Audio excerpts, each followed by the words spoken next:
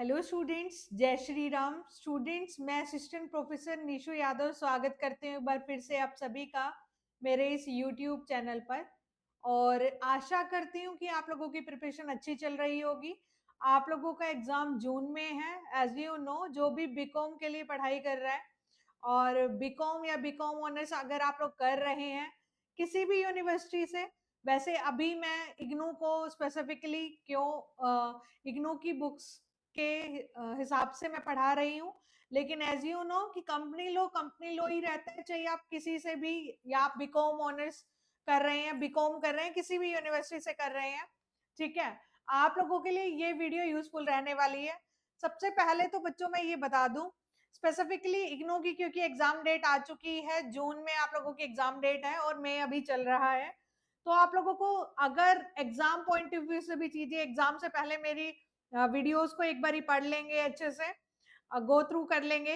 कुछ वीडियोस आप लोगों को बिल्कुल फ्री मिलेंगी, तो जो भी बच्चा बिल्कुल हेल्पफुल रहने वाली है। पूरा कोर्स फ्री कर पाना थोड़ा सा मुश्किल होता है, ठीक है।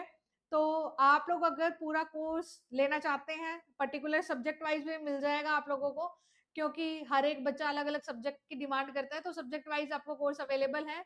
आप इस वीडियो के डिस्क्रिप्शन बॉक्स से मेरी एप्लीकेशन को डाउनलोड कर सकते हैं और बेहद रीजनेबल प्राइस पे आपको कोर्सेज मिलेंगे, जो कि मार्केट में बहुत ज्यादा प्राइस है, फिर भी एक नॉमिनल प्राइस रखी गई है, आप ले सकते हैं। चलो, अब ज्यादा लंबी वीडियो ना करते हुए हम काम की बातें कर लेते हैं। सबसे पहले तो देखो बच्चा, पहले आप लोग पहले मीडियम देखते हो कि मैम हिंदी मीडियम में पढ़ाएंगी या इंग्लिश मीडियम है, तो मैं दोनों मीडियम में पढ़ाऊंगी। देखो, जैसे जो मैं बात बोल रही हूँ आपको समझ में आ रहा है ना, लाइक डेट अगर मैं कोई मटेरियल आप लोगों को पढ़ा रही हूँ तो आप लोगों को ईच एंड एवरीथिंग चीजें समझ में आएंगी, राइट। देखो बेटा, एक तो ना मैं आप लोगों को ईच एंड एवरीथिंग पढ़ाने वाली हूँ। दूसरा, आप लोगों का मीडियम देखो, आज आप डिग्री कर भी लोगे। देखो, मीडियम पे मैं एक बार बात करना चाहूंगी, क्योंकि जैसा मैंने बताया कि आ, मैंने अपने करियर में बहुत सारे स्टूडेंट्स को पढ़ाया है। उसी बिहाफ में मैं आपको बोल रही हूँ, अगर आप डिग्री हिंदी में परस्यू कर भी लेते हैं ना, तो आपको एक दिन आप लोगों की जो बुक्स की टर्मोलॉजी है ना, वो इंग्लिश में पता होनी ही चाहिए। क्योंकि बेटा आजकल तो हिंदी में सॉफ्टवेयर भी नहीं होते हैं, आपको जॉब भी नहीं मिलेगी कहीं। तो प्लीज हिंदी मीडियम वाले बच्चों, आपको डिग्री क्यों चाहिए? क्योंकि आप लोग लाइफ में बेहतर करना चाहते हैं कुछ, तो आज ही सही आप आज जो टर्मोलॉजी हिंदी में सीख रहे हैं वो इंग्लिश में सीख लीजिए, कोई प्रॉब्लम नहीं होगी। But still it's only up to you. आपकी इग्नू डिग्री परस्यू करवा रहा है, आप आराम से करिए। तो आप लोगों को जो मैं समझा रही हूँ वो दोनों दोनों टर्मोलॉजी के हिसाब से समझाऊंगी, ताकि आप दोनों मीडियम के स्टूडेंट आराम से मेरी वीडियो को देखकर बेनिफिट उठा सके, ठीक है। दूसरी बात, कुछ बच्चे बोलते हैं डायरेक्ट कि मैम कुछ इंपॉर्टेंट हमें क्वेश्चन बता दीजिए, इंपॉर्टेंट क्वेश्चन बता दीजिए, ताकि हम डायरेक्ट उन्हीं इंपॉर्टेंट क्वेश्चन को करके और पास हो जाएं, ठीक है। तो सबसे पहले बात देखो, हमारा इंडियन एजुकेशन सिस्टम ही ऐसा है, आप लोगों की प्रॉब्लम नहीं है ये, कि जैसे हम सोचते हैं 6 क्लास में हमने पढ़ाई करी तो 7th में आ गए, 7th में पास हुए तो 8th में आ गए, तो ऐसे भी आगे भी चलता रहे। आप लोगों को ये बता दूं कि हो सकता है आप लोगों ने कभी ये चीजें इस प्रोस्पेक्टिव से चीजें सोची ना हो, बट मैं आपको बता दूं कि जब आप 6th 7th में थे ना, मे बी 6th 7th का कंटेंट आज काम नहीं आ रहा है डायरेक्टली, इनडायरेक्टली तो काम आ रहा है। अगर आप मैथ्स में अच्छे हैं तो आप आराम से किसी कॉम्पिटिटिव एग्जाम को क्रैक कर सकते हैं, आराम से सीयूईटी करके आप अच्छे कॉलेजेस ले सकते हो। और अगर आप सीएस के स्टूडेंट हैं तो वहां पे भी आप लोगों की नॉलेज काम आ रही होगी। लेकिन अगर आप सोच रहे हैं कि कुछ इंपॉर्टेंट क्वेश्चन करके आप क्लियर कर जाएंगे, डिग्री तो ले लेंगे बट नॉलेज नहीं गेन कर पाएंगे, तो ये सिर्फ एक फ्री एडवाइस है आप सब बच्चों के लिए, ठीक है। आपकी टीचर हूं मैं, इसलिए आपका सही गलत मुझे बताना जरूरी है। तो क्योंकि आप इग्नू से जब डिग्री परस्यू कर रहे होते हो तो आप लोग कहीं से किसी टीचर के थ्रू जुड़ नहीं पाते हो उतना, है ना, उतनी क्लासेस आप लोग अटेंड नहीं करते हो।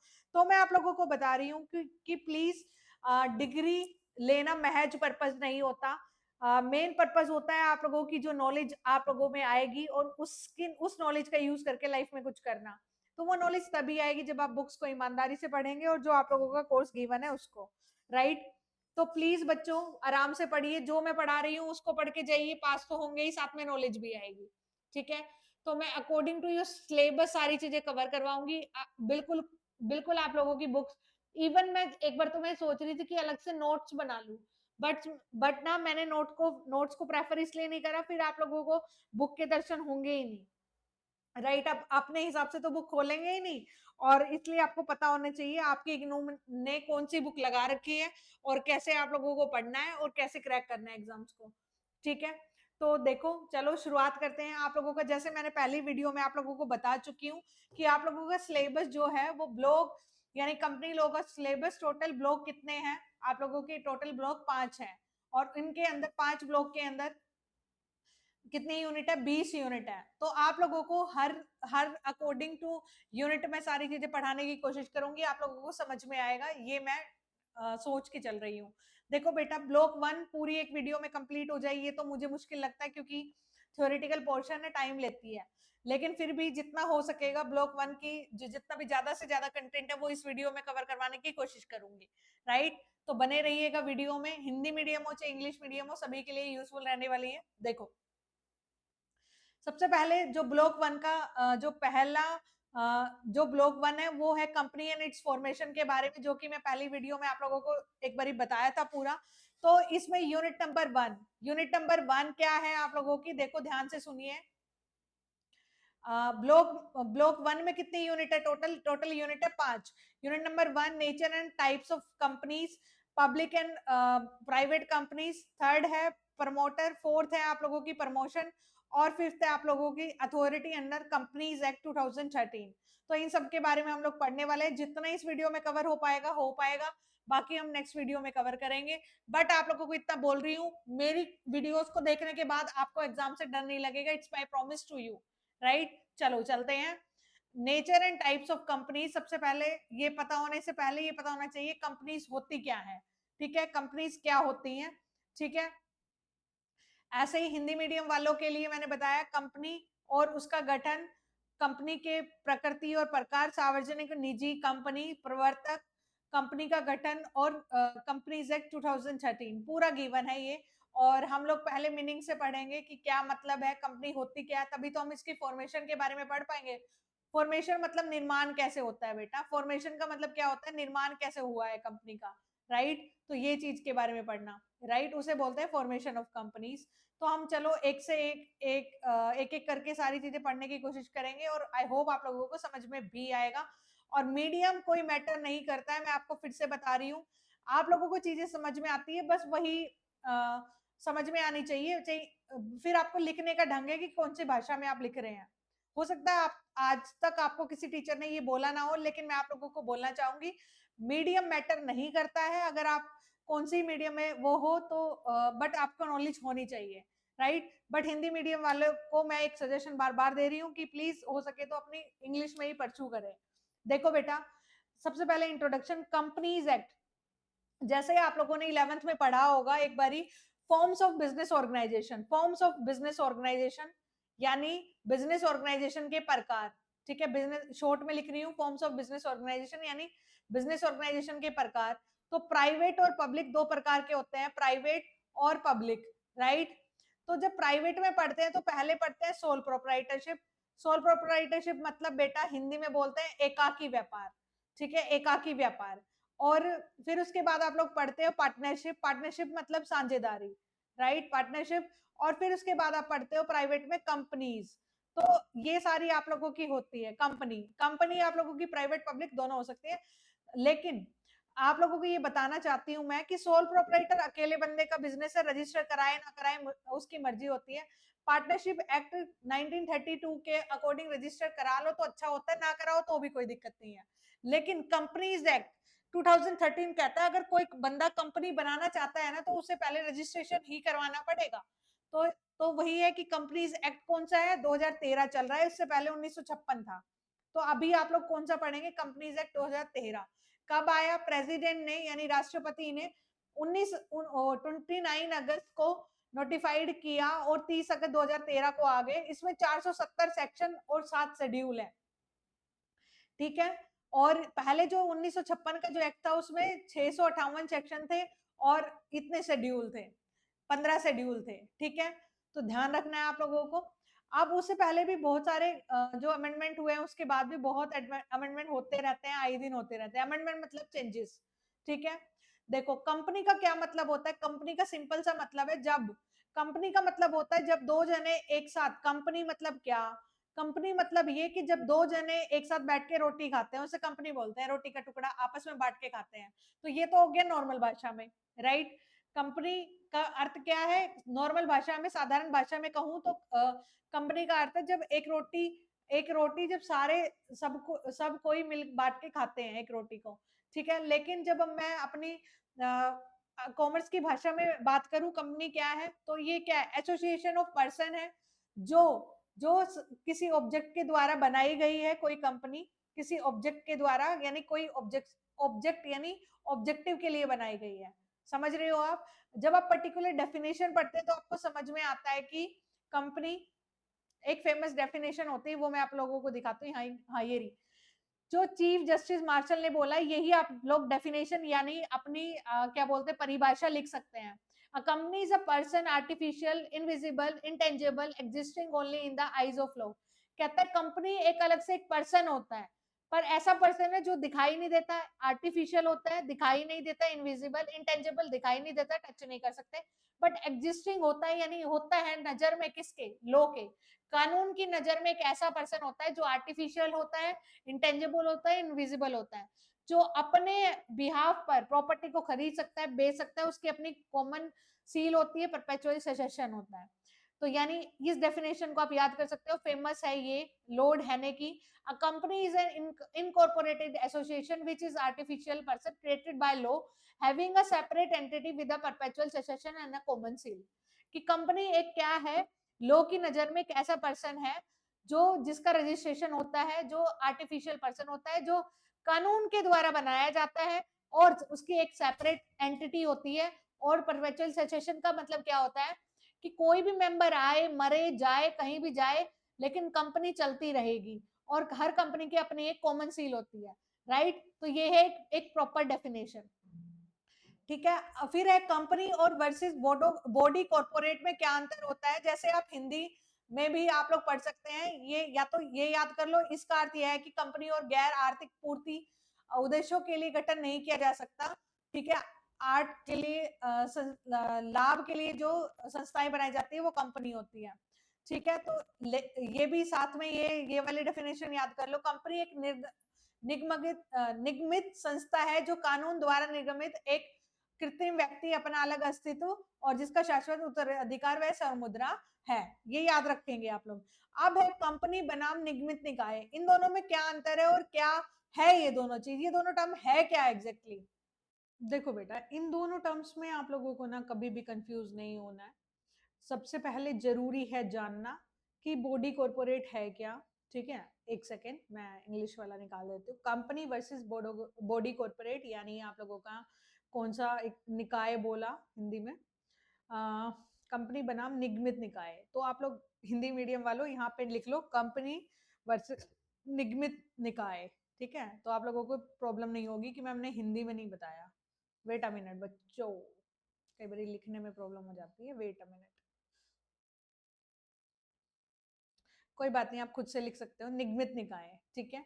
तो बॉडी कॉर्पोरेट होती क्या है, सेक्शन 2 सबसेक्शन 11 बॉडी कॉर्पोरेट के बारे में बताता है। देखो ध्यान से सुनो, बॉडी कॉर्पोरेट और कॉर्पोरेशन एक ही वर्ड का नाम है। बहुत सारे बच्चों को नहीं पता होता कंपनी और कॉर्पोरेशन में क्या डिफरेंस है। यूजुअली हम जनरली एक ही वर्ड का यूज कर लेते हैं, कंपनी और कॉर्पोरेशन एक ही समझते हैं, लेकिन डिफरेंट होता है।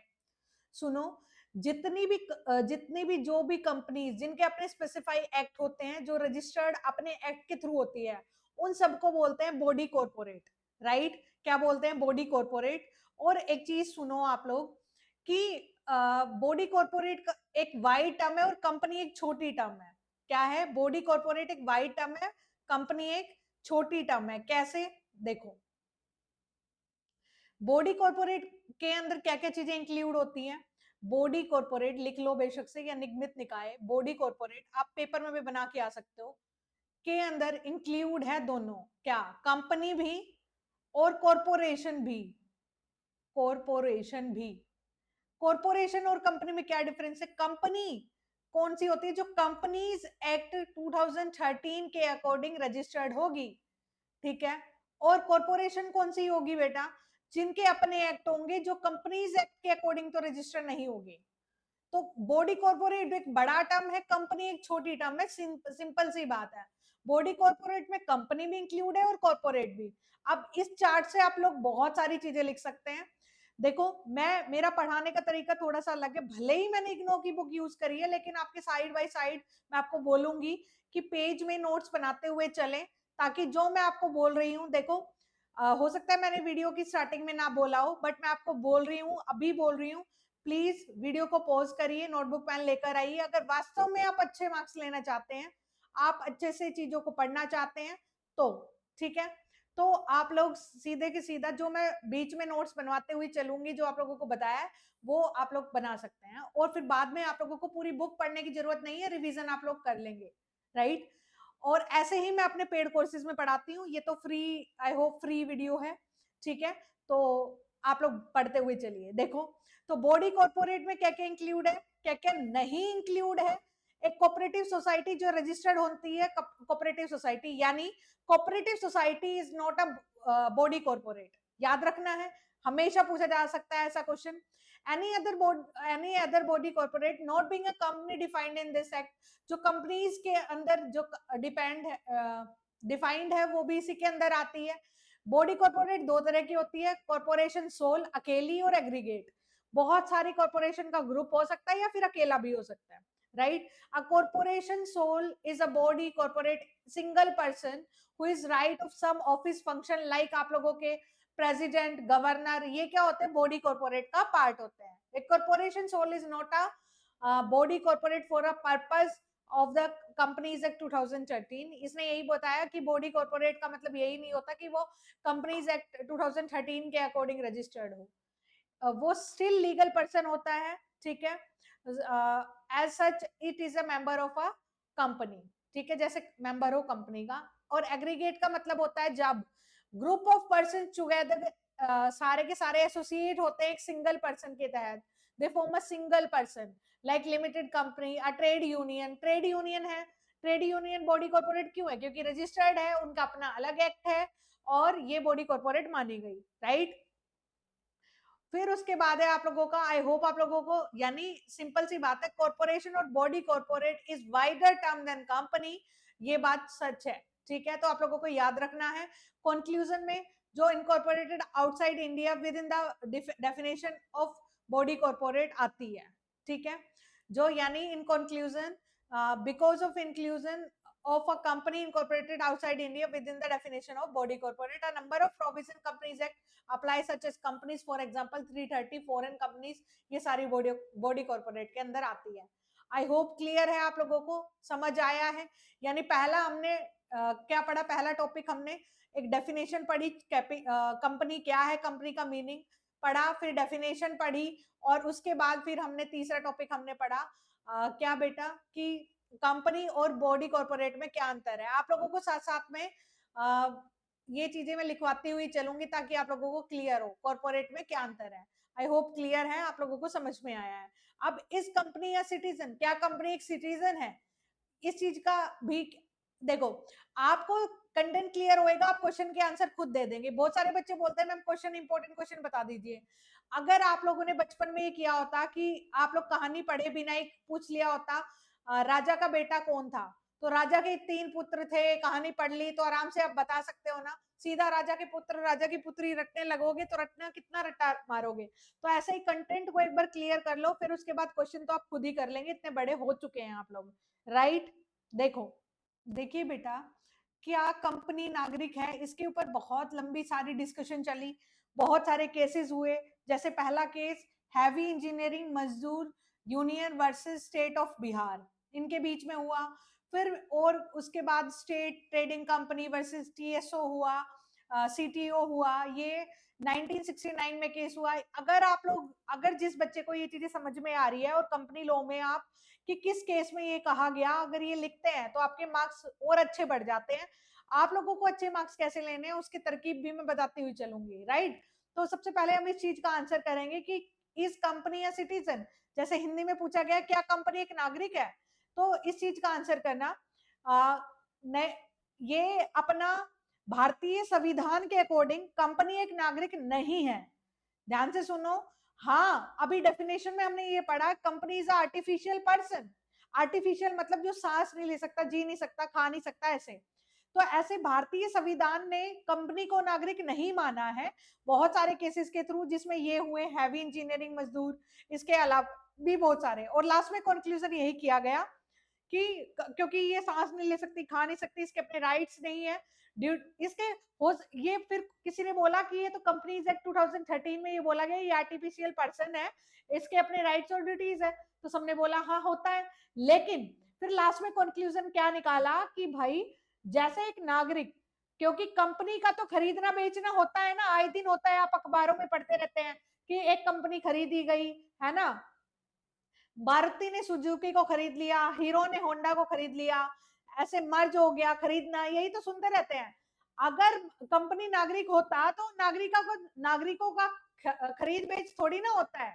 तो इसी आधार पर यह बोला गया कि कंपनी एक नागरिक नहीं है, किसमें, भारतीय संविधान के अकॉर्डिंग। और क्यों बोला गया, इन्होंने यही बोला कि क्योंकि इनका तो खरीद बेच हो सकता है कंपनीज का, और नागरिक का तो खरीद बेच हो ही नहीं सकता, तो ये नागरिक कैसे हो सकती है। तो यानी Indian constitution act article number 5 में बोला गया company is not a citizen, right. और लेकिन कंपनी जहां पे रजिस्टर्ड है उसका मुख्यालय जहां रजिस्ट्रेशन उसका हुआ है वहीं की वो कंपनी मानी जाएगी। कि अगर इंडिया में रजिस्ट्रेशन हुआ है तो इंडियन कंपनीज है, अगर उसका हेड ऑफिस कहीं और कंट्री में है तो उसका वो वहां का माना जाएगा। आई होप क्लियर है हिंदी इंग्लिश मीडियम वालों सभी बच्चों को। चलो आगे चलते हैं। अब है आप लोगों का main feature of a company, company के मेन फीचर यानी विशेषताएं क्या क्या है। पहला क्रिएशन ऑफ लॉ, कि कंपनी का हर एक कंपनी लॉ के द्वारा बनाई जाती है, एसोसिएशन ऑफ पर्सन, ठीक है, सभी पर्सन के ग्रुप ऑफ पर्सन के द्वारा बनाई जाती है और रजिस्टर्ड होती है कंपनीज एक्ट 2013 के तहत, या फिर किसी भी एक्ट में रजिस्टर्ड है कोई कंपनी तो वो कंपनी कंपनी कहलाएगी। मिनिमम 2% चाहिए, और प्राइवेट कंपनी के लिए मिनिमम 2%, और अगर पब्लिक कंपनी कोई बनाना चाहता है तो मिनिमम 7% चाहिए, और 1% कंपनी के लिए केवल 1% चाहिए।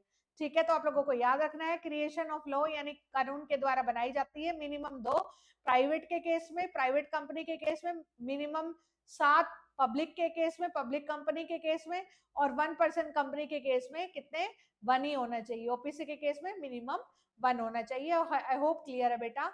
आर्टिफिशियल पर्सन यानी एक कंपनी एक आर्टिफिशियल पर्सन होती है, ये ह्यूमन बीइंग नहीं होता, ये चल फिर नहीं सकती है, दिख नहीं सकती है, ठीक है। Separate legal entity, separate legal entity मतलब जैसे पार्टनरशिप में बोला गया कि पार्टनर को अगर यानी पार्टनरशिप फर्म में अगर लॉस हुआ तो पार्टनर अपने घर से लाकर देंगे पैसा, लेकिन यहाँ पे कंपनी में क्या होता है, सेपरेट लीगल एंटिटी, अगर कंपनी में लॉस हुआ तो जो मेंबर है उनका घर बंगला गाड़ी नहीं बिकेगा, इसी को ही बोलते हैं separate legal entity. I hope clear है बच्चों। Section number 9 says that on registration association of person become body corporate by the name of contained in memorandum, और ये आप लोग एक बार ही पढ़ लेंगे, ठीक है। ये केस आप लोग रीड कर लेना, मैं बेसिकली आप लोगों को मोटा मोटा तौर पे बताती हुई चलूंगी। फिर फोर्थ है लिमिटेड लाइबिलिटी। लिमिटेड लाइबिलिटी मतलब अगर लॉस हुआ तो जो जो पर्सन है, जितने भी शेयर होल्डर्स हैं, वो कहाँ तक पैसा लाएंगे। लिमिटेड बाय शेयर का मतलब होता है जहां तक उनका शेयर का पार्ट है। मान लो एक पर्सन है अमित, उसने किसी कंपनी के शेयर खरीद रखे हैं 5%, तो वो अगर कंपनी को लॉस होता है तो 5% पैसा ही देगा, ठीक है। लिमिटेड बाय गारंटी, जहां तक पर्सन ने गारंटी दे रखी हो, मतलब मैं गारंटी देता हूं अगर लॉस हुआ तो इतना % मैं दूंगा, तो जहां तक गारंटी दे रखी है वहां तक का पैसा देना।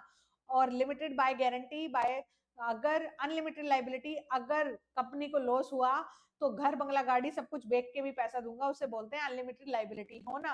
अनलिमिटेड मतलब बहुत, जब तक मेरे में जान है तब तक काम करूंगा। लाइबिलिटी मतलब जो मेरी उत्तरदेयिता है उसके ऊपर, ठीक है। तो ध्यान रखना है ये पॉइंट्स। फिर आप लोगों का सेपरेट प्रॉपर्टी, यानी कंपनी और जो शेयर होल्डर्स होता है वो कोर्ट की नजर में अलग अलग बंदे हैं, उनकी अपनी अपनी सेपरेट प्रॉपर्टी होती है। कोई भी हो, चाहे कोई भी बंदा हो, छोटा हो बड़ा हो, कंपनी से उसकी सेपरेट वो चीजें मानी जाएगी। हिंदी वालों, आप लोगों को आई होप समझ आ रहा है। आप लोगों को एक बारी, जैसे कानून द्वारा निर्गमित, कानून द्वारा निर्गमित है ना, एक सेकेंड बेटा, हाँ, कानून द्वारा निर्गमित, आप लोगों का क्रिएशन ऑफ लॉ, यानी फिर आर्टिफिशियल पर्सन करा चुकी, सेपरेट सेपरेट लीगल एंटिटी, सबकी अपनी सेपरेट लीगल एंटिटी होती है। लिमिटेड लाइबिलिटी, उसके बाद हमने पढ़ा था लिमिटेड लाइबिलिटी यानी लिमिटेड कंपनी। फिर है सेपरेट प्रॉपर्टी, पृथक संपत्ति, यानी जो मैंने बताया शेयर होल्डर्स और उनकी सेपरेट प्रॉपर्टी होती है। आगे पढ़ते हैं, अपने वीडियो में कंटिन्यू बने रहिएगा, ठीक है। देखो, फिर है आप लोगों का शाश्वत, परपेचुअल सेसेशन का क्या मतलब होता है बेटा? इंग्लिश वालों कुछ पॉइंट्स आप लोग ऐसे पढ़ लीजिए, मैं समझाती हुई तो सारी चीजें चल रही हूँ। परपेचुअल सेसेशन मतलब शाश्वत अधिकार, यानी निरंतर विद्यमान रहना, यानी निरंतर काम करना, है ना, कंटिन्यू रहना। जैसे कोई भी मेंबर जाए आए, उससे कंपनी पे कोई इफेक्ट नहीं पड़ता। The existence of company is not affected by reason such as insolvency, death, unsoundness. जो माइंड है उनका, कोई भी पर्सन जाए, मेंबर में कम मेंबर में गो, देखो ये लाइन लिख के आना, मेंबर में कम मेंबर में go but the companies goes on, ठीक है। कोई आए जाए कोई फर्क नहीं पड़ता। जैसे पार्टनरशिप फॉर्म में अगर, सारे के सारे पार्टनर मर जाते हैं तो क्या होता है, वो बंद हो जाती है। ऐसे ही कंपनी क्या होगी, कंपनी सीधा चल सकती है, किसी को बेच सकते हैं, सारी सारी कंपनीज, कोई फर्क नहीं पड़ेगा, उसे ही बोलते हैं परपेचुअल सेसेशन। फिर है ट्रांसफरेबिलिटी ऑफ शेयर, जो ट्रांसफरेबिलिटी ऑफ शेयर यानी ट्रांसफर कर सकते हैं शेयर को आराम से, किसी वन पर्टिकुलर पर्सन दूसरे पर्सन को शेयर बेच सकता है, तो उसे ही बोलते हैं ट्रांसफरेबिलिटी ऑफ शेयर, है ना। जो पब्लिक कंपनीज होती हैं वो फ्रीली ट्रांसफरेबल कर सकती हैं शेयर्स को, जो प्राइवेट कंपनीज होती हैं वो नहीं कर सकती हैं, उनके ऊपर रिस्ट्रिक्शन होता है, ठीक है। तो ट्रांसफरेबल शेयर कर सकते हैं, इसलिए शेयर मार्केट में बिकते हैं, है ना। कॉमन सील, हर कंपनी की अपनी एक कॉमन सील होती है। लाइक आप लोगों ने देखा होगा, हर जैसे इग्नू का है, इग्नू की भी अपनी एक कॉमन सील है। ऐसे नाइकी का आपने ऐसे देखा है, ये कॉमन सील है ना। मैकडी का अपना एमसा ऐसा बना होता है, एमसा ऐसा कुछ करके, है ना। तो वो आई होप मैकडी तो सबने देखा है, तो कॉमन सील होती है सबकी। और मेंबर कंपनी में शू में भी शूड हिज ओन नेम, यानी कंपनी किसी को शू भी कर सकती है, शू मतलब किसी के ऊपर केस कर भी सकती है, और कोई कंपनी के ऊपर भी केस कर सकता है, ठीक है। तो ये भी आप लोगों को पढ़ना है। देखो, आप लोगों को यहाँ पे हर एक पॉइंट के ऊपर ना कोई ना कोई केस दिया होगा कि इस केस को इस तरीके से बोला गया, लेकिन आप लोगों को बस इनका मतलब जानना है, ठीक है। कंपनी किसी को, देखो, एक न्याय व्यक्ति के रूप में कंपनी के नाम वाद ला सकती है, या कोई और भी कर सकता है, ठीक है। शू कर सकती है अपने नाम से ही किसी को, यानी कंपनी के साथ किसी ने फ्रॉड किया है, कोई ब्रीच ऑफ कॉन्ट्रैक्ट किया है, तो वो अपने आप कंपनी किसी के खिलाफ मुकदमा दायर कर सकती है, राइट। तो define a company I hope हमने पढ़ लिया है, आप आराम से डिफाइन कर दोगे। 3 फीचर्स जो हमने 9 पढ़े हैं उसमें से लिख देना। लिमिटेड लाइबिलिटी हो गया, लिमिटेड लाइबिलिटी, और कौन परपेचुअल सेसेशन, लिमिटेड लाइबिलिटी के बाद परपेचुअल सेसेशन, कॉमन सील, है ना, मिनिमम और मैक्सिमम पर्सन, ऐसे ये लिख देना। आप लोग लिख दोगे, मुझे पता है प्यारे बच्चे हो आप लोग सारे। अ company is a creation of law, company एक क्रिएशन ऑफ लॉ है, बिल्कुल सही बात है, ट्रू है ना। कंपनी इज आर्टिफिशियल पर्सन, हाँ जी ये भी ट्रू है बिल्कुल। Since company is an artificial person, it can commit no wrong nor can be sued its own name, नहीं ये तो गलत है, शू तो कर सकते हैं ना, यहाँ तो नो रॉन्ग कि कुछ भी करे जाए, कोई भी गलत कितना भी किया जाए, कंपनी किसी के खिलाफ शू नहीं कर सकती अपने नेम से, ऐसा ऐसा तो नहीं है ना। मैंने तो अभी लास्ट पॉइंट में बताया कि वो तो मुकदमा दायर कर सकती है किसी के खिलाफ भी, कर सकती है ना। तो आप लोगों को इन क्वेश्चन में तो बिल्कुल नहीं फंसोगे ना आप लोग तो प्यारे बच्चे हो, और बहुत अच्छे से आप लोगों ने पढ़ाई करी है, पूरी वीडियो को अच्छे से सुना है, तो आप लोगों को ये चिंता नहीं करनी है। आप लोगों को क्वेश्चन, देखो मैं यही बोलूंगी कि आप लोगों ने अपनी जो इग्नू की बुक है ना उसको भी पढ़ लिया, तो आप लोगों के कहीं नहीं जाने, समझ रहे हो, आप लोगों का कहीं नहीं जाएगा, क्या मार्क्स कहीं नहीं जाएंगे, और आप आराम से अच्छे से एग्जाम को क्लियर करके आएंगे। दूसरा, आप एग्जाम में अच्छे मार्क्स लाएंगे, समझ रहे हैं। तो प्लीज आप लोग चिंता ना करें और अच्छे से पढ़ाई करें, ठीक है। फिर उसके बाद like a partnership a company comes to end when any share holder of company dies, नहीं, मेंबर में कम मेंबर में गो, ये तो गलत है ना। तो मेंबर कोई आए जाए कुछ भी फर्क नहीं पड़ेगा। A company although is a corporate person yet it is not a citizen, हाँ जी, कंपनी बेशक से कॉर्पोरेट पर्सन है but yet it is not a citizen, ये ट्रू है, वो एक नागरिक नहीं है। The liability of a member is limited to the face value of the share held by him, है ना, वहीं तक लिमिटेड होती है जहां तक लाइबिलिटी उसने नहीं बेटा ये तो फॉल्स है। फेस वैल्यू, फेस वैल्यू का कोई मतलब नहीं होता आप लोगों का, आप ये चीज याद रखनी है। अच्छा, क्वेश्चन पूछने का ढंग थोड़ा सा अलग है, हाँ इसका मतलब ट्रू ही आएगा क्योंकि फेस वैल्यू बोला है। देखो कि एक पर्सन की लाइबिलिटी कहाँ तक की सीमित होती है, कंपनी एक पर्सन वहीं तक पैसे देगा जहां तक कि उसने शेयर खरीद रखे हैं, यही तो मैंने बताया था, तो दैट इज ट्रू, ये क्या है, सही है, ट्रू है, राइट, ध्यान रखना है। चलो आगे चलें, हाँ जी चलिए मैम, देखो अब है लिफ्टिंग द कॉर्पोरेट विल। देखो आप लोगों को ध्यान रखना है कि टॉपिक को मैं आप लोगों को आराम से पढ़ाऊंगी ताकि कहीं से भी क्वेश्चन आए आप ना फंसे।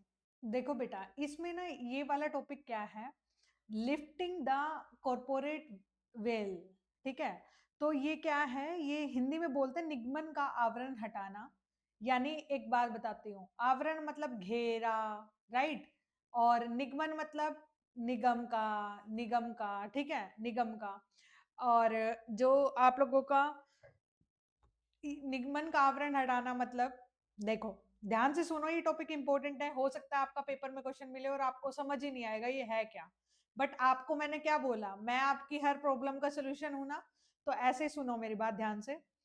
देखो जब दो या दो से जो बहुत सारे पर्सन, यानी जो प्राइवेट कंपनी बन रही है वो 2% बना सकते हैं, और पब्लिक कंपनी मिनिमम 7% बना सकते हैं, तो जिन बंदों ने कंपनी बनाई है वो और कंपनी अलग सेपरेट एंटिटी है, ये हमने पढ़ा है डेफिनेशन में।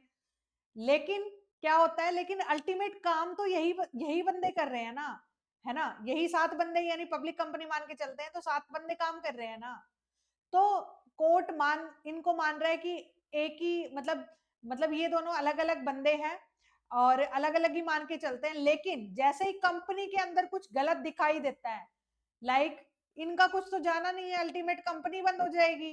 तो जैसे मान लो एक एक चीज मैं ये बोलना चाहूंगी, देखो ध्यान से सुनो, जब 7 बंदों की कोई कंपनी है, यानी 7 का घर है ना, आपको समझ में आएगा, 7 लोगों का घर है, 7 लोगों का घर है एक, और सपोज करो एक पर्सन एक ऐसा है जो अच्छा है, और दूसरा क्या है थोड़ा चिड़चिड़ा सा है, और तीसरा भी चिड़चिड़ा सा है, फोर्थ वाला भी अच्छा है, ऐसे करके 2-3 अच्छे हैं 2-3 बेकार हैं। तो ये जो चिड़चिड़े वाले हैं वो हो सकता है जो वो अकेले रहते हो तो खर्चा कम करते हो, लेकिन साथ में जब कंपनी ये पता है सारा खर्चा सब में बटेगा, तो ये बहुत सारा खर्चा करते हो सकता है कुछ बुरे काम भी करते हो तो वो कंपनी के अंदर ही कर लेते हो, तो मतलब समझ रहे हो ना। तो वैसे तो कंपनी और लोग अलग अलग सेपरेट बंदे हैं, सेपरेट है बिल्कुल, हमारी डेफिनेशन में भी पढ़ा, लेकिन अगर लॉ को यानी कानून को अगर ये लगता है ना कि कंपनी के अंदर कुछ गलत हो रहा है, तो वो क्या करती है, जो उनका निगमन का आवरण है यानी उनका पर्दाफाश कर देती है, यहाँ पे लिख लो हिंदी में, पर्दाफाश कर देती है, पर्दाफाश, पर्दाफाश को ही करने को ही क्या कहते हैं, निगमन का आवरण हटाना, कौन करता है, लो करता है, लो कब क्यों क्यों करता है, जब उसको लगता है कि कोई डिसऑनेस्ट का काम कर रहा है, फ्रॉड कर रहा है कंपनी के अंदर, तो वो ऐसा काम करता है, ठीक है, बहुत सारे केसेस हुए जिसमें ये हुआ है, और वैसे तो समझ रहे हो ना आप मेरी बात। आप देखो अब ये 2 तरीके होते हैं ब्रॉडली कि तू 2 हेड्स में माने गए कि कैसे करेगी, एक अंडर एक्सप्रेस स्टैट्यूटरी प्रोविजन, एक तो सीधा लो है ना, लिख कर ही बता देगा भाई तुम फ्रॉड कर रहे हो और यहाँ कर रहे हो, ऐसे ऐसे कर रहे हो, लिख कर बता देगा, एक्सप्रेस करके, एक्सप्रेस का मतलब क्या होता है, लिख कर या बोलकर बता देगा प्रोविजंस में कि तुम यहाँ ये गलत कर रहे हो। एक क्या होता है, जुडिशियल इंटरप्रिटेशन, मतलब सीधा कार्रवाई करेगा और बोलेगा ये क्या कर रहे हो तुम, समझ रहे हो, ये तो मतलब इंटरप्रिटेशन मांगेगा, यानी डिस्क्रिप्शन मांगेगा कि रिटर्न में कि ये कैसे है, मतलब उसको संदेह होगा तो, और यहाँ पे तो सीधा बोल देगा, तो मतलब एक्सप्रेस मतलब सीधा बोल देना। तो अब कुछ पॉइंट्स पढ़ते हैं, मतलब पर्दाफाश कैसे कैसे करेगा, पहले तो क्या, सीधा बोलकर, देखो मिस प्रेजेंटेशन इन प्रोस्पेक्टस, जब जब क्या, किसको? लो को। In case of misrepresentation in prospectus the company, every director, promoter, expert और every person who authorise such issue of be liable compensate loss damage of every person who subscribed or share faith in true statement. हो सकता है देखो मान लो company prospectus बना रही है, prospectus में कुछ गलत लिखा गया, तो उसके लिए लाइबल कौन? जिन बंदों ने लिखा है। अब कंपनी और वो तो अलग अलग है, लेकिन जो लिखा है वो तो उस चीज के लिए लाइबल है ना, कि प्रोस्पेक्टस में ये लिख दिया कि भाई हमारा शेयर दो सौ रुपए का है और था 2,000 रुपए का, तो जिन बंदों को लॉस हुआ कि भाई हमने तो 200 समझ के भर दिया था, अब तुमने गलत क्यों लिखा? तुमने बोला हमारी कंपनी एक रजिस्टर्ड अच्छी कंपनी है और तुम्हारी तो लॉस में चल रही है, मतलब तुमने मिस प्रेजेंटेशन प्रोस्पेक्टस में लिखी, तो क्या करेगा? क्या करेगा लो? क्या करेगा? लिंगमन का आवरण हटा देगा, यानी lifting the corporate veil, right. तो आप लोगों को ध्यान रखना है, जैसे आप लोगों का ये हिंदी में निगमन का आवरण हटाना, इसलिए मैं बच्चों हिंदी वाले बच्चों के लिए भी कुछ कुछ बोल रही हूँ साथ में, राइट। तो ताकि आप लोगों को चिंता ना करनी पड़े कि मैम हमारी लाइनें तो बोल ही नहीं रही है, मैम को तो हमारी कुछ पढ़ी नहीं है ना, कुछ कुछ बच्चों का होता है ना, तो इसलिए आप लोगों को चिंता बिल्कुल नहीं करनी है। ओके प्यारे बच्चों, है ना। देखो मेरी बात सुनो ध्यान से। अब आप लोगों का क्या आया? हाँ, अब नेक्स्ट पॉइंट क्या आया? देखो नेक्स्ट आया failure to return application money, यानी कंपनी के पास आप लोगों को प्रोसीजर आप लोगों ने पढ़ा है ना, जब आप लोगों ने कंपनी के बारे में पढ़ा 12th क्लास में, आई होप सारे 12th करके तभी तो कॉलेज में आए होंगे आप लोग। तो जब आप लोगों ने पढ़ा था कंपनी, जब कंपनी अकाउंट में कि कंपनी क्या करती है, अपने शेयर बेचती है तो पहले एप्लीकेशन लेती है, तो एप्लीकेशन यानी आप लोग बेच रहे हो 3,000 चीजें या 300 चीजें, और एप्लीकेशन आ गई है 500 लोगों की। 300 चीज है लेकिन 500 लोगों की एप्लीकेशन आ गई है, तो 200 के तो पैसे रिटर्न करोगे ना, कितने दिन के अंदर? 30 दिन के अंदर। और अगर नहीं करते हो आप, आपके मन में चोर है, आप चाहते हो पैसे भी रिटर्न ना करूं मैं, लोगों के फालतू आ गए और शेयर भी ना दूं, तो ये तो गलत हो जाएगा। तो क्या करना पड़ेगा? कोर्ट को निगमन का आवरण हटाना पड़ेगा। तो failure to return application money, क्योंकि ये सब तो कोर्ट में पहुंच जाएंगे, कंपनी पैसे नहीं दे रही है। तो आई होप क्लियर है ये पॉइंट भी। फिर है नॉन डिस्क्लेजर और मिसडिक्शन ऑफ नेम, यानी नेम का आप लोग गलत फायदा उठा रहे हो। एक एक इस चीज का मैं ये पॉइंट बोल सकती हूँ, नाम की अशुद्धि या नाम गलत बताना। हो सकता है आप मैकडी का बर्गर, मैकडी मैकडोनल्ड बोल के अपना रेस्टोरेंट का नाम या अपनी कंपनी का नाम, और बेचे जा रहे हो किसी और के नाम से चीजें, यानी किसी और का गलत नाम। या फिर आपको किसी को पेमेंट करनी थी, आपने अपने चेक में, प्रोमिसरी नोट में, हुंडीज में या फिर बिल ऑफ एक्सचेंज में किसी और का नाम मेंशन कर दिया, तो ये भी तो फ्रॉड है। तो क्या करना पड़ेगा? कोर्ट को आपके खिलाफ एक्शन लेना पड़ेगा एक्सप्रेस में, राइट। तो आप लोगों को ध्यान रखना है, यानी निगमन का आवरण हटाना मतलब पर्दाफाश कर देगी आपका, right? Fourth point of for facilitating the task of an inspector appointed under section 210 to 12 to investigate the affair of the company। जब लो को लगेगा ना कुछ लोचा चल रहा है और हमारी पकड़ में नहीं आ रहा है, तो वो क्या करेगी कि एक इंस्पेक्टर को अपॉइंट कर देगी कि देखो इनके अफेयर्स में, इनके मतलब कंपनी के अंदर क्या चल रहा है, इन्वेस्टिगेट करके लाओ कि हमें तो लोचा लग रहा है। तो इसके अंदर कंपनी के जो कार्यालय है उनकी जांच होएगी, सब कुछ इन्वेस्टिगेट होएगा, सारी बुक्स का और सब कुछ, सारे अफेयर्स हैं जिनके, राइट। आई होप क्लियर है बेटा, आप लोगों को सीधी तुम्हारी वाली लैंग्वेज में समझा रही हूँ। मुझे नहीं लगता आप लोग तो इन इग्नो वाली बुक्स को देखते भी नहीं होगे, आप सारे दुनिया भर के नोट्स पढ़ लोगे बट अपने बुक्स को नहीं रीड करते।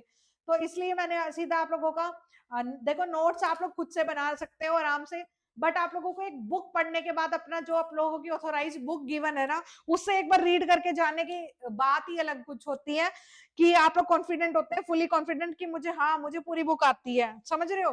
तो आप लोगों को चिंता नहीं करनी है, और कल को आप हो सकता है आप प्लान कर रहे हो आप टीचर बने, आप CA CS कर रहे हैं, तो आप ये सोचते हैं आप एक बेहतर वो बने, तो ये भी CA CS वालों को भी आप लोगों को थ्योरेटिकल पोर्शन से पता होना चाहिए, ठीक है। फिर नेक्स्ट है आप लोगों का 5th point, for investigation of ownership of company, company के स्वामित्व की छानबीन, ठीक है। Ownership of a company, company के स्वामित्व की छानबीन करना, मतलब कंपनी की ओनरशिप मतलब किसके पास है। मोर इंस्पेक्टर, वन और मोर इंस्पेक्टर अपॉइंट किए जाएंगे जो रिपोर्ट्स देखेंगे कंपनी के, कि जो फाइनेंशियल यानी आप लोगों का ओनरशिप के बारे में देखेंगे कि केंद्र सरकार को क्या लग रहा है, सेंट्रल गवर्नमेंट को क्या लग रहा है, मतलब जो भी मतलब कंपनी के फाइनेंशियल यानी सक्सेस या फेलियर में पार्ट ले रहे हैं या इंटरेस्ट देख रहे हैं, तो वो सब देख सकते हैं। सिक्स्थ है आप लोगों का liability for ultra vires act. Ultra vires act का मतलब क्या होता है, कंपनी के बाहर के, कंपनी की शक्ति नहीं है उतना काम करने की, बट कंपनी फिर भी कर रही है। सपोज करो कि कंपनी का बस मतलब company private company share issue नहीं कर सकती, फिर भी वो कर रही है, यानी अपनी पावर के बाहर का काम कर रही है, तो क्या कर देगी, तो कानून क्या कर देगा उसके ऊपर, निगमन का आवरण, यानी आप लोग उनका पर्दाफाश कर देगा, उनको पेनल्टी लगाएगा, दंड देगा, जो भी करे बंद करे, है ना। जितना लंबा वो गबन यानी जितनी उल्टे बात कर रहा है वो लोग, उतने उल्टा पेनल्टी लगेगी, है ना। जितना बड़ा फ्रॉड उतनी बड़ी पेनल्टी। फिर है आप लोगों का फ्रॉडुलेंट कंडक्ट ऑफ बिजनेस, जो वो बिजनेस कर रहे हैं उसमें फ्रॉड कर रहे हैं, तो अंडर सेक्शन 339 इसके अंदर भी क्या करेंगे, वो आवरण का निगमन, यानी आप लोगों का निगमन का आवरण, सॉरी उल्टा बोला गया मैंने, तो आप लोगों को निगमन का आवरण हटाना, यानी आप लोगों को पर्दाफाश कर देंगे वो। Liability under the under other status, यानी जरूरी थोड़ी ना अब कंपनी है तो कि सिर्फ कंपनी एक्ट के रूल ही तोड़ रही हो, इसके अलावा भी बहुत सारे रूल तोड़ रहे हो, मान लो इनकम टैक्स के अकॉर्डिंग वो सारे प्रोविजन फुलफिल ना कर रहे हो, तो लाइबिलिटी अंडर अदर मतलब जितने भी स्टेटस हैं, जितने भी हैं मतलब टैक्स एक्ट हैं, उनके भी और भी पेनल्टी लग सकती है, लाइक फेमा के according foreign exchange management act के रूल वो कर रहे हैं। अब ये तो 8 पॉइंट हो गए, 8 में से कोई भी आप 4-5 लिख देना जब आपके पेपर में ये क्वेश्चन आता है तो। अब आया बेटा अंडर जुडिशियल इंटरप्रिटेशन, यानी जुडिशरी के अकॉर्डिंग क्या क्या चीजें होंगी।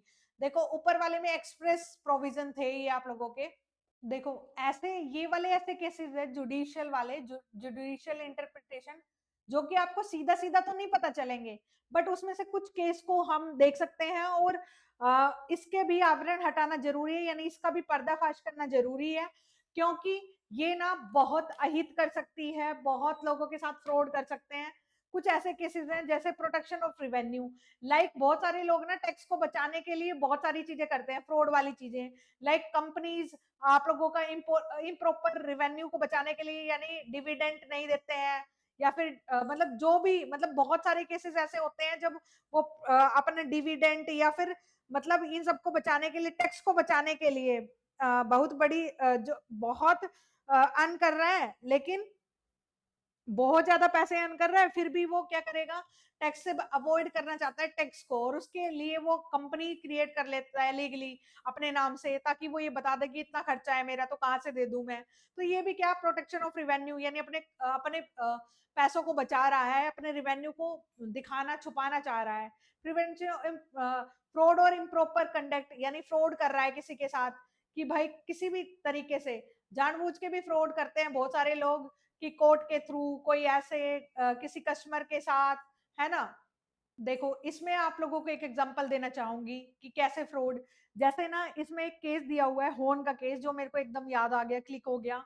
गिलफोर्ड मोटर कंपनी वर्सेस होन के बीच में एक केस था, क्या कि एक पर्सन था जो किसी कंपनी का, एक अच्छी कंपनी का डायरेक्टर था, ठीक है, तो ये मोटर कंपनी में डायरेक्टर था, और इसने ना क्या काम करा, नाटक किया कि मैं मतलब कि तुम्हारी मतलब डायरेक्टर पद से ना इस्तीफा देता हूँ, और वो चला गया। फिर उसने क्या काम करा, सेम बिजनेस, यानी जिस जिस मोटर कंपनी का ये बिजनेस था ना, वही सेम बिजनेस खोल लिया, और उसके जितने भी ग्राहक है ना, उन उन ग्राहकों को ले गया अपने पास, ठीक है, मतलब अपना एक बिजनेस, एक अच्छा खासा कारोबार कर लिया, ताकि यानी लेकिन क्या होता है जब हम किसी डायरेक्टर पद से इस्तीफा देते हैं ना, तो कम से कम 1 साल तक या 2 साल तक हमें ना वो सेम बिजनेस हम नहीं कर सकते, और ना किसी राइवल फार्म में हम जाके हाथ मिला सकते हैं। तो ऐसा होता है, बट उसने कर लिया ऐसा, और अपने जितने भी प्रॉफिट थे ना, जितने भी शेयर है ना, अपनी पत्नी और जितने भी उनके एम्प्लॉयज थे ना, उनके नाम कर दिया। तो जैसे ही कोर्ट को पता चला, तो उसके ऊपर क्या हो गया, उसके ऊपर केस किया गया, और उसे वो कंपनी का गुनेगार माना गया। तो प्रिवेंशन ऑफ फ्रॉड और इम्प्रॉपर कंडक्ट, ठीक है, तो आप लोगों को याद रखना है। हिंदी वालों आप लोग साथ साथ में पॉइंट एक बार ही पढ़ते चलना, मुझे पता है कि आप लोगों को ये हो रहा होगा कि मैम देखो, है ना, पॉइंट्स मैंने पहले भी बताया था बेटा, पॉइंट्स पॉइंट्स मैं आप कहानी पूरी आप लोगों को हिंदी में ही पढ़ा रही हूँ, आप लोगों को समझ आ रहा होगा। और फिर भी मैंने आप लोगों से रिक्वेस्ट करी है तो कि आप लोग जो कीवर्ड्स है ना वो तो कम से कम इंग्लिश में लिखिए, पूरा का पूरा इंग्लिश में नहीं लिख सकते हैं। तो determination of enemy character of a company, कि ये करना कि कंपनी का, ये कंपनी का शत्रु है या फ्रेंड, ये नहीं, मतलब कंपनी किसी की शत्रु या फ्रेंड नहीं हो सकती है जो ये, और कंपनी एक पर्सन नहीं है, तो ये डिसाइड करना कि वो एक फ्रेंड है या एनिमी है, ये थोड़ा सा मुश्किल हो पाता है, नहीं हो पाता, नहीं पता कर सकते हम लोग। मतलब देखो, सपोज करो दो कंट्रीज के बीच में ना युद्ध चल रहा है, ठीक है, वॉर चल रही है। तो मान लो इंडिया और पाकिस्तान का युद्ध चल रहा है, राइट, इंडिया और पाकिस्तान का युद्ध चल रहा है, ठीक है। तो इंडिया के अंदर पाकिस्तान की कंपनी है, तो पाकिस्तान तो ऑब्वियसली पाकिस्तानी, जो पाकिस्तान की कंपनी है तो ऑब्वियसली उसे जो डायरेक्ट करने वाले होंगे वो पाकिस्तानी होंगे, तो वो ना अपने देश के हक में सारे वो करेंगे, वो चाहे कुछ भी करे। तो ऐसे केस में ये किया जाता है कि मतलब निगमन किया जाता है, उनका पर्दाफाश किया जाता है, एक तरह से मैं ये बता दूं, ठीक है। फिर है उसके बाद formation of subsidy to act an agent, कि बहुत सारी कंपनी की छोटी कंपनी खोल ली जाती है ताकि उनके प्रॉफिट को ट्रांसफर किया जा सके, कि कुछ प्रॉफिट वहां से कमाया जा रहा है, वहां से कमाया जा रहा है। आप लोगों को उतना डिटेल में पढ़ने की जरूरत नहीं है, आप लोग बस इतने ही पॉइंट पढ़ लेंगे तो भी चल जाएगा। Where a company acts as agent each member और शेयर होल्डर, जहाँ मतलब मैं एक बात बोलूँ, इस पॉइंट को आप अच्छे से पढ़ें एक बारी। इसमें एक एग्जांपल देना चाहूंगी, जैसे मान लो एक कंपनी है, इसी में लिखा हुआ है आप लोगों का, एक कंपनी है और उस वो ना ट्रांसपोर्ट का काम करती है, बट उसके नाम से ना लाइसेंस नहीं मिल सकता, तो उसने ही अपनी एक छोटी कंपनी खोली और उसके नाम से रजिस्ट्रेशन कराना शुरू कर दिया अपने जो भी ट्रांसपोर्ट थे, और फिर सोचा कि हो जाएगा, लेकिन जैसे ही कोर्ट की नजर में आया वो रद्द कर दिया गया, क्योंकि वो उसी की कंपनी थी और वो उसकी चाल थी, ठीक है। तो आप लोगों को देखना है कि ये फ्रॉड इस तरीके से हो रहे हैं, और इसी केस में ये वाली चीजें समझाई गई है। फिर companies use to avoid welfare legislation, जब कंपनी अवॉइड करती है वेलफेयर को, वेलफेयर कोई भी कंपनी कैसे कर सकती है, जैसे अपने एम्प्लॉयज के लिए कुछ करवाना। तो एम्प्लॉयज के इस केस में क्या हुआ, एम्प्लॉयज के बोनस को हटाने के लिए कंपनी ने दूसरी कंपनी खोली और उसके नाम पे रजिस्टर करना शुरू कर दिया और बताना शुरू कर दिया कि हमारे बहुत खर्चे हो रहे हैं, बट जैसे ही पकड़ में आया, निगमन निगमन के ऊपर आवरण हटा दिया कोर्ट ने। तो यानी ये फ्रॉड ही तो है सारा सब कुछ, right. Where companies use to some illegal proper कर रही है तो वो भी पकड़ा जाएगा कभी। तो attempt to contempt of court, court की अवहेलना कर रहा है, कोर्ट के कुछ चीजों को, ऑर्डर को नहीं मान रहा है। टेक्निकल कॉम्पिटेंस ऑफ कंपनी, किसी का टेक्निकल इनकॉम्पिटेंस हो रहा है, यानी जो मान लो किसी काम को करने के लिए टेक्निकली साउंड होना चाहिए।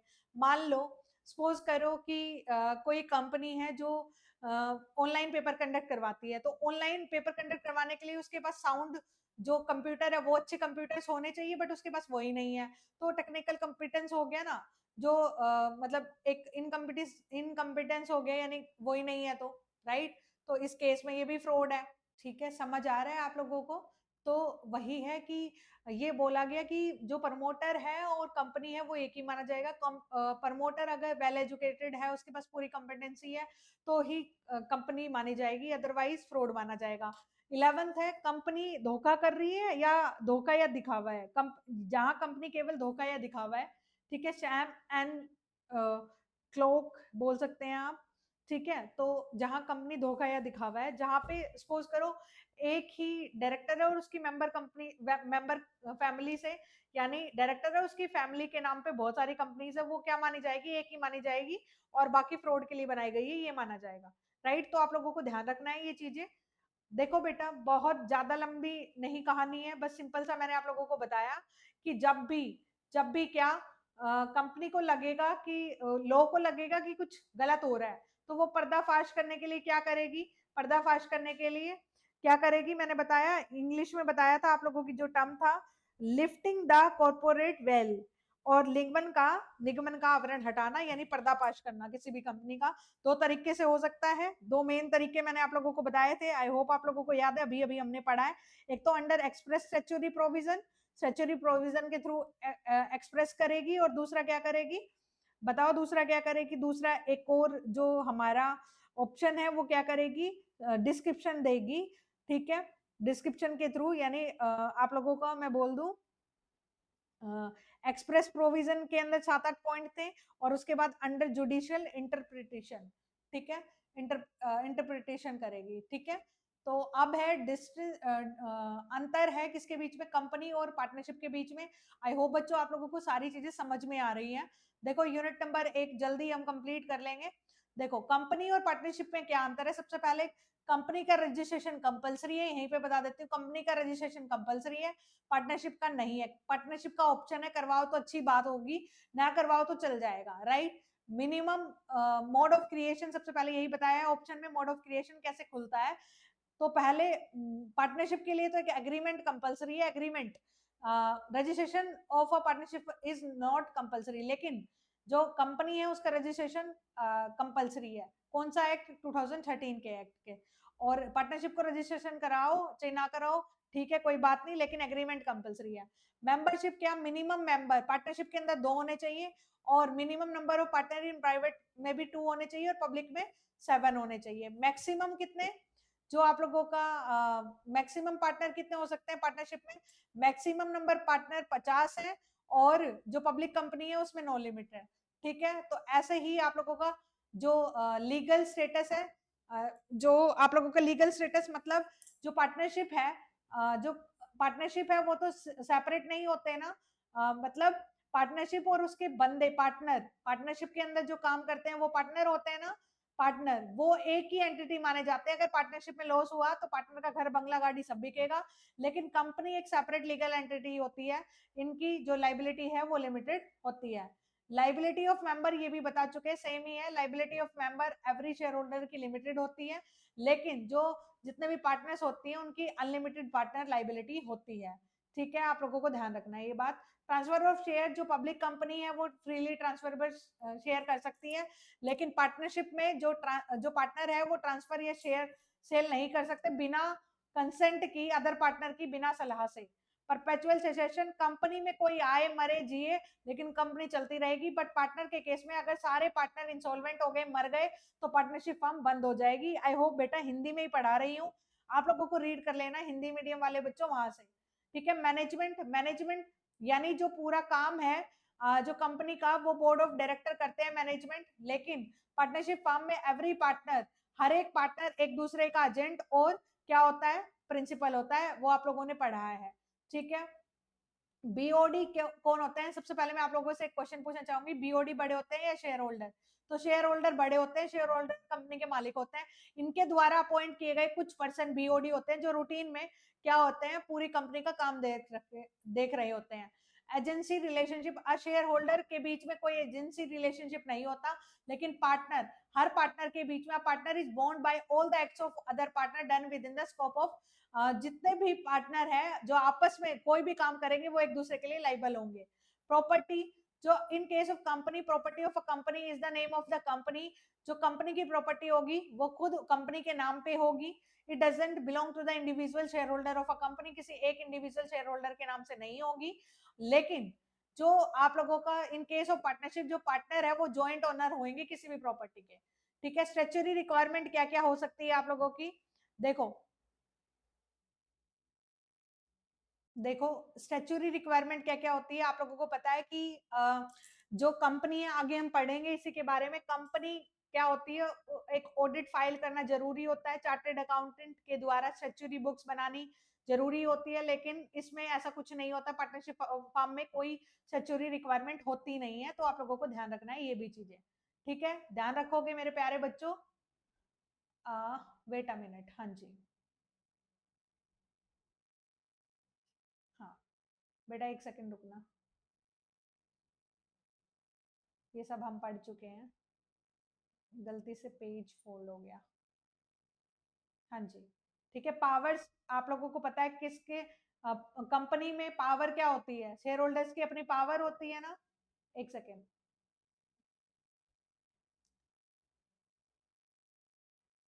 मेमोरेंडम ऑफ एसोसिएशन क्या होता है ये आगे पढ़ेंगे, कंपनी का एक डॉक्यूमेंट होता है जिसके अंदर पूरा सारा काम कैसे क्या करना है ये होता है, लेकिन पार्टनरशिप फर्म में हर एक जो काम होगा वो हर पार्टनर की कंसेंट से होगा, सहमति से हो गया। डिसोल्यूशन, कंपनी का जो जो पार्टनरशिप है वो डिसोल्व कब होगी, जब या तो सारे एग्री कर जाए या फिर कोई बिजनेस इलीगल माना जाए या इंसॉल्वेंट हो जाए, राइट। लेकिन कंपनी हमेशा चलती रहेगी according the provision of companies act 2013 जब तक नहीं बोलेगा, राइट। फिर एक गवर्निंग रेजुलेशन, कंपनी गवर्न की जाती है कंपनीज एक्ट 2013 के अकॉर्डिंग, सेबी रेगुलेशन के according, listing requirement stock exchange के अकॉर्डिंग, लेकिन पार्टनरशिप एक्ट 1932 के अकॉर्डिंग चलती है। आप लोगों को ध्यान होगा और सारी चीजें समझ में आ रही होगी, ये मैं सोच मान के चल रही हूँ मेरे प्यारे बच्चों, आप लोगों को डरना नहीं है। कंपनी और एलएलपी में क्या डिफरेंस है? कंपनी तो अभी पढ़ के आए हो आप लोग, और एलएलपी क्या होते हैं? लिमिटेड लाइबिलिटी पार्टनरशिप, मतलब ऐसी पार्टनरशिप फर्म जिसके अंदर लाइबिलिटी जो पार्टनर्स की वो लिमिटेड होगी, यानी कल को लॉस होगा तो घर बंगला गाड़ी मकान नहीं बिकेगा, तो उसे बोलते हैं लिमिटेड लाइबिलिटी पार्टनरशिप, राइट। और इसका जो रजिस्ट्रेशन है वो कंपलसरी है, जैसे कंपनी का रजिस्ट्रेशन जरूरी है ऐसे, राइट। तो ऐसे ही एलएलपी क्या है? एलएलपी का अपना एक्ट है 2008, जो कि वेरस कंपनीज गवर्न, कंपनी क्या गवर्न की जाती है 2013, यानी कंपनी और एलएलपी का डिफरेंस देख रहे हैं तो वो बता रही हूं मैं। कंपनी कौन से एक्ट के तहत? 2013 के अकॉर्डिंग वो करी जाती है, ठीक है। जब आप कंपनी के पीछे लिमिटेड वर्ड लगाते हैं तो प्राइवेट, वो पब्लिक कंपनी होती है, प्राइवेट लिमिटेड लगाते हैं तो प्राइवेट। एलएलपी के पीछे लिमिटेड लाइबिलिटी पार्टनरशिप वर्ड लगाना पड़ेगा, राइट। मिनिमम और maximum partner, in case of limited liability partnership minimum number of partner 2, versus public जो कंपनी है उसके अंदर 7 होते हैं, ठीक है। Limited liability partnership minimum number of partner कितने होते हैं? 2 होते हैं। Non limited maximum partner limited liability में नहीं होते हैं, लेकिन पार्टनरशिप फर्म में होते हैं, होते थे, तुम्हें पता है। गवर्नमेंट स्ट्रक्चर क्या होता है? लिमिटेड लाइबिलिटी पार्टनरशिप और जॉइंट स्टॉक कंपनी क्या होता है? ये मेमोरेंडम ऑफ एसोसिएशन बनाना पड़ता है, बट लिमिटेड लाइबिलिटी पार्टनरशिप में कॉन्ट्रैक्ट होता है एग्रीमेंट के बदले। ये आप लोगों को पढ़ लेना। मैनेजमेंट कंपनी का कंपनी करते हैं और इसमें पार्टनर्स ही करते हैं, ठीक है। ट्रांसफर ऑफ इंटरेस्ट कंपनी कर सकती है, बट जो पार्टनर्स हैं वो क्या करते हैं? Right to share the profit losses receive the winding up के टाइम, ट्रांसफरेबल अकॉर्डिंग टू, जब वाइंडिंग अप होगा तब ट्रांसफरेबल कर सकते हैं, ठीक है। तो आप लोगों को ध्यान रखना है। ऑडिट, कंपनी को जो ऑडिट है वो कंपलसरी होता है, ठीक है। देखो, लेकिन एलएलपी का जो ऑडिट है वो कंपलसरी नहीं होता है। ऑडिट मतलब जब कंपनी अपने बुक्स को चेक करवा रही होती है, तो audit of a company is a legal necessity, but it is not so in case of company में ऑडिट करवाना एक लीगल नेसेसिटी है। अगर capital contribution does not exceed 25 lakh, turnover does not exceed 40 lakh, तो लिमिटेड लाइबिलिटी पार्टनरशिप को audit compulsory नहीं है, लेकिन कंपनी को ऑडिट कंपलसरी है। समझ रहे हो? पहले तो मोटे तौर पे याद रखो, कंपनी को हर हाल में छोटी हो या बड़ी ऑडिट करवाना ही पड़ेगा, उसकी लीगल नेसेसिटी है। लेकिन पार्टनरशिप को, लिमिटेड लाइबिलिटी पार्टनरशिप को ऐसा नहीं है, कंपलसरी नहीं है। लेकिन जब तक कंपलसरी कब तक नहीं है? जब कि उसकी लिमिट 25 लाख, उसका जो प्रॉफिट है, जो कैपिटल कंट्रीब्यूशन है वो 25 लाख हो, और जो उसका टर्नओवर है 40 लाख तक हो, तो कंपलसरी नहीं है, अदरवाइज कंपलसरी होगा। Meeting, general meeting of share holder compulsory होते हैं, और एलएलपी का एनुअल मीटिंग, जो एनुअल मीटिंग होती है पार्टनर्स की, वो लिमिटेड, यानी जो मीटिंग करे तो करे, वरना मैंडेटरी नहीं है। लेकिन जो general meeting, annual general meeting AGM होती है कंपनी की, वो कंपलसरी होती है, लेकिन लिमिटेड लाइबिलिटी पार्टनरशिप की कंपलसरी नहीं है। आई होप क्लियर है आप लोगों को ये बात, ठीक है। ध्यान रखोगे आप लोग, ठीक है। What is mean corporate veil? तो आप लोगों को पता चल गया होगा कि कॉर्पोरेट विल क्या होता है। निगमन आवरण हटा दिया, क्या होता है? पर्दाफाश। पर्दाफाश लिखोगे आप लोग कि भाई तब भी दिक्कत हुई, कुछ दिखा तो लो, कौन करेगा पर्दाफाश? लो, कानून, राइट। उसके बारे में आप लिख दोगे लिस्ट एनी सर्कमस्टेंसेस, कुछ ऐसी घटनाएं लिखो जहां पे ये किया जाएगा। तो मैं बता चुकी हूँ कितने पॉइंट हम पढ़ के आए हैं फ्रॉड के केस में, है ना। जितने भी हम ऊपर जितने भी पॉइंट्स पढ़ के आए हैं उसके, एक तो स्टैच्यूरी आप लोगों की एक्सप्रेस के केस में थे पॉइंट, और कुछ थे बिना एक्सप्रेस के, यानी स्टैच्यूरी इंटरप्रिटेशन, उसके उसके केस में थे पॉइंट। बता सकते हो? चलो आपकी नॉलेज का टेस्ट लें, बताओ कितने पॉइंट्स थे, एक दो तो बताओ ना। जब एक्सप्रेस में थे, एक्सप्रेस में एक तो क्या था? जब नॉन डिस्क्लोजर हो, नेम सही नाम बताना, है ना, या गलत नाम बताना, एक तो नाम से रिलेटेड था। Investigation for investigation of ownership of company था। फिर liability for ultra vires act था, जब कंपनी अपनी शक्ति से बाहर जाके काम करती है तो फ्रॉड कर रही है, लाइबिलिटी और किसी मतलब एक्ट के तहत कुछ गलत कर रही है, तो ये सब आप लोगों को लिखना है, ठीक है, difference between company and partnership के बीच में कर चुके हैं हम, और इन दोनों के बीच में भी कर चुके हैं, है ना। तो आप लोगों को ध्यान रखोगे क्या, प्लीज मुझे बताएं, क्या आप लोग ध्यान रखने वाले हैं। तो आप बोलोगे बिल्कुल मैम हम ध्यान रखने वाले हैं, हम सारी चीजें, हम अच्छे बच्चे हैं, हम याद रखेंगे। ठीक है, तो साथ साथ में मैं क्वेश्चन इसलिए लेकर चल रही हूँ ताकि आप लोगों को एक प्रॉब्लम क्रिएट ना हो, कि आप लोगों को ये ना लगे कि मैम समझ ही नहीं आ रहा क्या हो रहा है, क्या कर रहे हैं, क्या चल रहा है, राइट।